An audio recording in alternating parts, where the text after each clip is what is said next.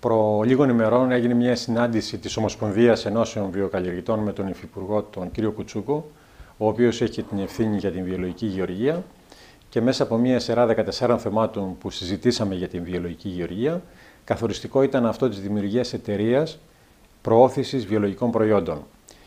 Η ιδέα ξεκίνησε μέσα από μια συνεργασία με το Σύλλογο Καταστηματαρχών Βιολογικών Προϊόντων, που αριθμεί τα 300 μέλη σε όλη την Ελλάδα, ούτως ώστε να γίνει συγκέντρωση των προϊόντων, συσκευασία και διάθεση. Αυτό, όπως καταλαβαίνετε, έχει το πλεονέκτημα ότι θα έχουμε καλύτερες τιμές και για τον παραγωγό και για τον τελικό καταναλωτή. Ο κύριος Υφυπουργός δεσμεύτηκε και είδε θετικά αυτή την πρότασή μας και αναμένουμε το αμέσως επόμενο διάστημα να εξειδικεύσουμε τον τρόπο, και όταν λέω τον τρόπο εννοώ από πού θα γίνει η χρηματοδότηση αυτής της επένδυσης. Έχετε κάποιες σκέψεις εσείς για το πώς θέλετε να το στήσετε όλο αυτό? Η βασική σκέψη είναι μέσα από μια εταιρεία, και αναφέρω εταιρεία γιατί δεν τη συγχαίω με την έννοια του συνεταιρισμού που έχει μια άλλη φιλοσοφία και λειτουργία, είναι να είναι μέλη μας με την ομπρέλα της Ομοσπονδίας οι καταστηματάρχες, οι βιοκαλλιεργητές, ούτως ώστε σε αυτό το κέντρο συγκέντρωσης, διάθεσης και διανομής προϊόντων να έχουμε τρεις βασικά διαδικασίες. Η μία, να παραλαμβάνουμε, να συσκευάζουμε ή να διαθέτουμε προϊόντα των βιοκαλλιεργητών, να απευθυνόμαστε εκτός από τα καταστήματα και στην τόπια αγορά, σε μεγάλες αληθείς σούπερ μάρκετ ή άλλα κέντρα διάθεσης, και τρίτον, να έχουμε ένα τομέα των εξαγωγών, όπου περιλαμβάνεται και η λειτουργία φασών για κάποιους βιοκαλλιεργητές που θέλουν να χρησιμοποιήσουν τις υποδομές αυτής της εταιρείας. Οι καταναλωτές αναρωτιούνται πόσο αξιόπιστο είναι το σύστημα των ελέγχων και της πιστοποίησης των βιολογικών προϊόντων. Μπορείτε να μας δώσετε μια απάντηση? Να τονίσω καταρχάς ότι τα βιολογικά προϊόντα είναι τα μόνα προϊόντα τα οποία ελέγχονται στο σύνολο των αγροτικών προϊόντων. Υπ' αυτήν την έννοια έχουν την εγγύηση της πιστοποίησης και του ελέγχου, που συνίσταται στον πιστοποιητικό οργανισμό, ο οποίος ελέγχει όλα τα στάδια από την παραγωγή, την διάθεση με το αντίστοιχο πιστοποιητικό.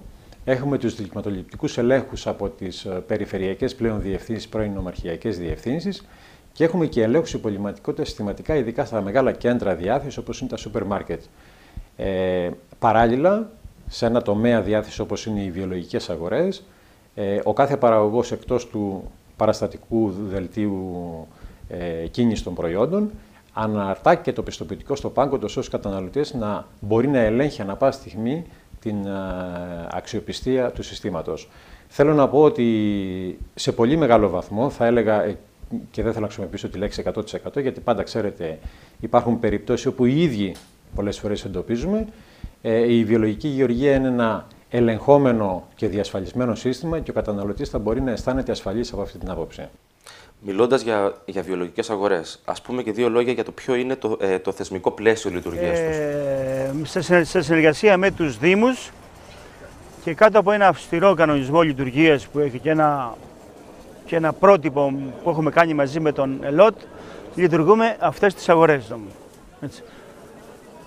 Παίρνουμε μία άδεια από το Δήμο για το χώρο και για κάποιες δεκάδες από τα μέλη μας. Αυτό γίνεται σε 25 συνοικίες της Αθήνας.